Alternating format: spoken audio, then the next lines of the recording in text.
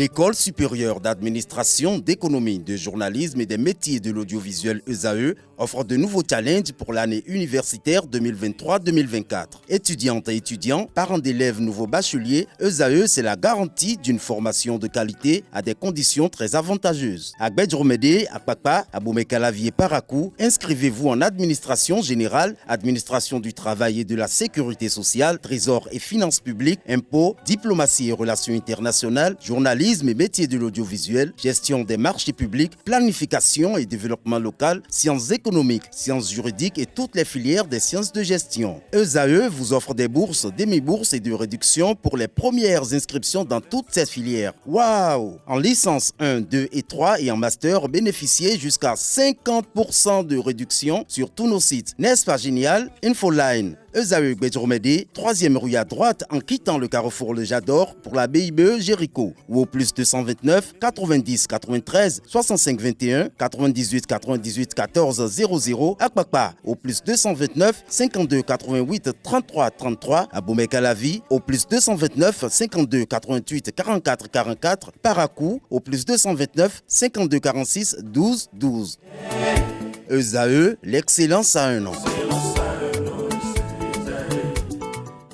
L'invité de ce matin sur Free Matin, comme je l'annonçais dans le sommaire, je reçois pour vous le président de l'ordre du culte Egougoun du littoral au sel, le président Gabriel Guindéou. Il fut transitaire, directeur général du COTRAM, de la compagnie de transit aérien et maritime. Il a été également consul honoraire du Gabon au Bénin. Il est promoteur d'une librairie ésotérique. Avec lui, nous parlons du culte Egougoun qui traverse de sales jours depuis un certain temps. Bonjour à vous, président. Bonjour, monsieur le journaliste. Alors, le 18 novembre dernier, vos pairs vous ont élu président de l'OCEL. D'entrée de jeu, dites-nous pourquoi vous avez choisi de baptiser votre association Ordre du culte Egougoun. Oui, pourquoi un ordre? Un ordre parce que, vous savez, dans cette confrérie Egoun, il faut nécessairement être un initié. Et donc, c'est pour ça que nous avons dit, dans un ordre, il y a la discipline, la rigueur. Donc, nécessairement, pour aller vers le sacré, il faut être nécessairement un initié. C'est pourquoi nous avons choisi un ordre. Nous avons entendu le mot ordre du culte Egougoun du littoral. Alors, vous êtes élu président de l'OCEL depuis le 18 novembre dernier. Vous venez à la tête de cet ordre dans un contexte un peu tumultueux parce que depuis un certain temps, on voit un peu sur les réseaux sociaux de part et d'autre des Egougoun avec lesquels des citoyens se battent, des Egougoun avec lesquels, pour être clair, ils ont des actes totalement déshonorants. Alors, face à cela, quelles sont vos ambitions? Et, monsieur le journaliste, vous avez bien remarqué qu'effectivement, il y a des dérapages, effectivement, par endroits dans le littoral. Alors, c'est la manifestation du culte Egougoun, mais c'est déplorable. Et à la tête de l'OCEL aujourd'hui, qu'est-ce que vous comptez faire? C'est que l'idéal, et puis l'idéal commun pour tous les tributaires de cette confrérie, c'est vraiment de redorer le blason de cet ordre. Et surtout, sauvegarder et conserver les valeurs traditionnelles de Egougoun.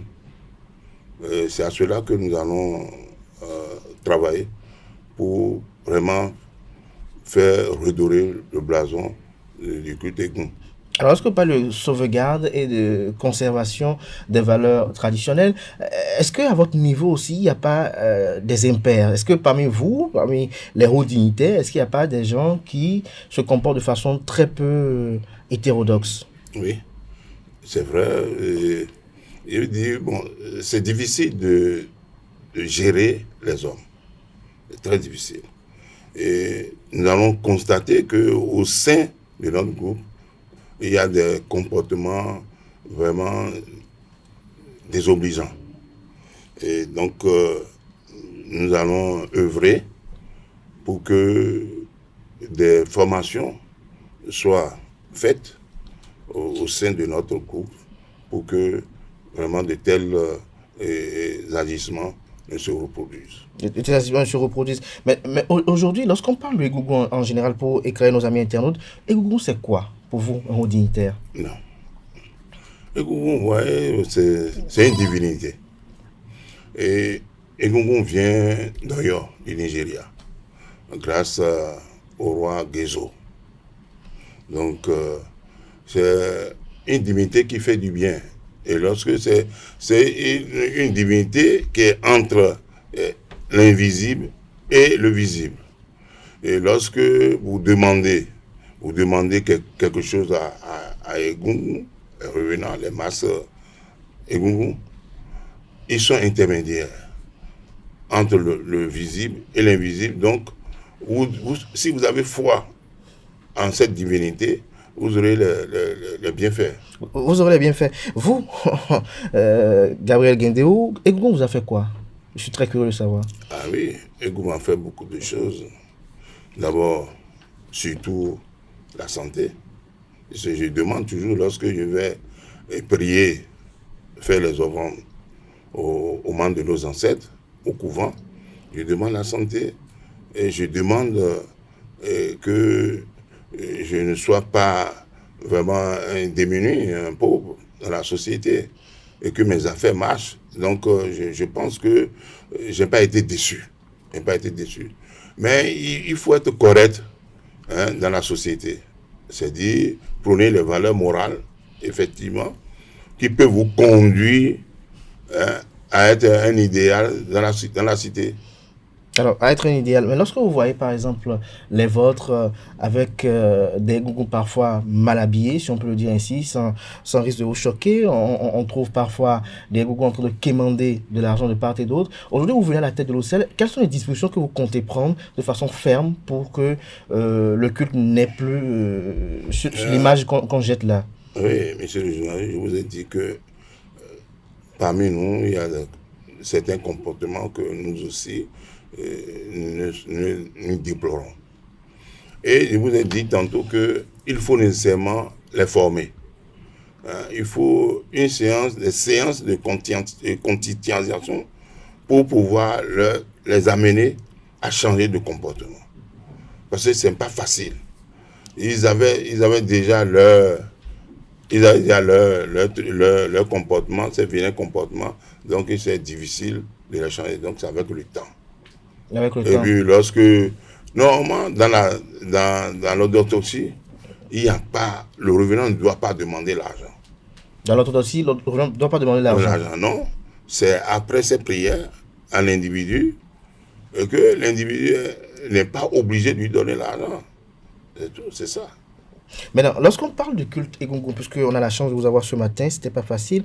Lorsqu'on parle du culte Egungun, qu'est-ce qui fait qu'on demande à ce qu'on sorte les Egungun? Est-ce que le Egungun, on peut le sortir quand on veut, à tout bout le champ? Non.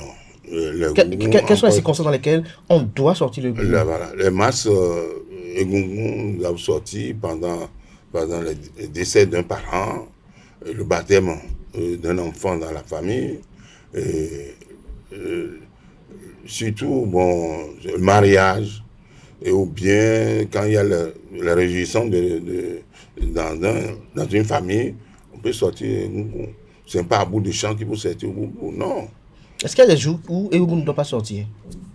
Non, Egungun peut sortir tous les jours, mais seulement que de lundi à vendredi, nous avons dit que les Egungun ne vont pas sortir. Pourquoi? Parce qu'il y a les gens qui vont au travail. Et vous savez très bien que comme un Egungun sort ici maintenant, il y a du monde. Donc ça perturbe la circulation des gens. Donc c'est pour ça que nous avons dit samedi, dimanche, ou bien les jours fériés. Bien, les jours fériés. Alors, lorsqu'on parle toujours du Egungun, on parle de ces sorties. Est-ce que vous pouvez nous donner la symbolique lorsque le Egungun sort à l'occasion d'un mariage? Pourquoi il doit sortir à l'occasion d'un mariage? Pourquoi à l'occasion d'un baptême? Oui, tout ça là, d'abord, vous savez, si les Egungun sortent à l'occasion d'un baptême ou d'un mariage, c'est pour faire des prières, c'est pour apporter la paix, et le bonheur à chaque parent de la famille. Alors, mais il y a une curiosité qui surgit dans les esprits, c'est de savoir qui fait la prière. Est-ce un citoyen lambda qui rentre sous le masque ou ce sont véritablement les ancêtres qu'on réveille à travers le masque là pour qu'ils viennent prier pour ceux qui sont ici? Ce sont les revenants, quand on dit revenants, ceux qui sont morts, qui reviennent, et pas les incantations. Et ils viennent, vos parents qui est décédé, vous pouvez le faire venir et faire des prières, il vous fait des prières. Mais lorsque vous êtes dignitaire du culte Egungun, lorsque vous finissez de sortir le Egungun et qu'il y a la manifestation qui est faite, les danses et autres, est-ce que c'est ça l'expression de l'adoration de la divinité ou bien il y a un autre autel vers lequel on va pour adorer la divinité? Non, il y a un autre autel, sauf les divinités peuvent y accéder. Et c'est pas... Lorsque vous voyez, comme l'avait dit le citoyen lambda, il vient seulement pour se donner du plaisir. Lorsqu'il y a réjouissance de Egun dans une localité. Donc, mais pour prier, il faut venir au siège. Il faut venir Au niveau, et pas n'importe qui. Les initiés. Forcément, les initiés. Alors, lorsque vous avez pour ambition de redorer le blason, de sauvegarder un peu les acquis et de les conserver, est-ce que vous savez que vous ne pouvez pas le faire sans quand même le concours des autorités pour quand même essayer de mettre de l'ordre? Vous avez besoin quand même des autorités. Oui, les autorités y participent. Comment? Parce qu'aujourd'hui, c'est la mairie qui s'en occupe. Et je crois que la mairie nous aide. Sauf que je vous ai dit que la gestion des hommes est difficile. Sinon, la mairie a invité les 4 associations, sinon les 5 qui sont arrivés à la mairie, mais il y a une qui n'est pas arrivée, les anciens régionaux. Les 4 qui sont arrivés, il s'agit bien de ADCL, Association des dignitaires du culte Egungun du littoral. Il y a OCEL, mon association, qui est arrivé aussi, au ordre du culte Egungun du littoral. Il y a ADESCOB, c'est l'association des descendants des Oluo, Kouola, et Salakor, et Tioja du Bénin. Il y a aussi AOB, c'est-à-dire Association des Odiers du littoral. Ça, c'est les jeunes. Donc, sur les 4 associations, sur les 5, 4 sont arrivés, donc on a mis sur pied un comité de transitoire des Odiers du littoral, CETOL. Donc sur les 4, 3 sont ensemble. Il s'agit bien de AOB, OCEL et ADESCOB. Donc c'est parmi les 3 que nous avons élu le président. Donc, était le président. Donc le président. Voilà. Alors pourquoi vous ne fusionnez pas totalement ces 5 associations? Donc la mairie nous a donné d'abord quelques mois de transition et après nous irons vers une assemblée générale et il va déboucher sur la fédération du littoral. Sur la fédération du littoral. Que les mânes des ancêtres vous accompagnent dans cette mission, président Gabriel. Alors, tout à l'heure, je vous ai présenté également comme promoteur d'une librairie ésotérique. Alors, à ce niveau-là, qu'est-ce que vous y faites? Monsieur le journaliste, visitez ma librairie ésotérique, vous verrez. Je vends les encens, les bougies et autres décors des ordres. Décors des ordres, vous faites allusion à quel ordre et quel ordre? Nous sommes curieux ici. Je ne refuse pas. Puisque nos amis internautes qui nous suivent, peut-être qu'ils peuvent être intéressés. Je vends des décors de la franc-maçonnerie. Et en dehors de ça, est-ce qu'il y a encore d'autres ordres? Il y a d'autres ordres. Il y a d'autres ordres. Au nord. Au nord. Oui. Ça, c'est un ordre traditionnel de chez nous. Et le président, c'est le professeur David Kofi Aza. David Kofi Aza. Ok. Donc, en dehors de ça, des bougies, des encens que vous commercialisez, est-ce qu'il y a de la documentation, par exemple, sur les réalités de chez nous, le phare, les divinités Egungun, par exemple, et autres? Oui, ce que j'ai dit de faire un tour dans ma librairie, vous allez voir tout ça. Nous allons voir tout ça là. Ouais. Merci à vous, Gabriel Guindéo. Je rappelle que vous êtes le président de l'ordre de culte Egungun du littoral, OCEL. Avec vous, ce matin, nous avons parlé de la divinité Egungun. On peut retenir que le choix a été porté sur la dénomination ordre parce qu'il faut que l'on soit initié avant de faire partie de ce cercle fermé. Le président Gabriel Guindéo, président de l'OCEL, ambitionne redorer le blason de culte Egungun dans le département du littoral afin de sauvegarder et conserver les valeurs et les acquis de cette divinité qui est entre le visible et l'invisible. Au cours de cette émission, il a eu à faire l'historique de la divinité Egungun.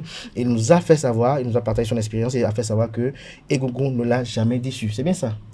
Merci à vous, Gabriel Guindéo. Je rappelle que vous avez été transitaire, consul honoraire du Gabon au Bénin, directeur général de la compagnie de transit aérien et maritime Cotrab.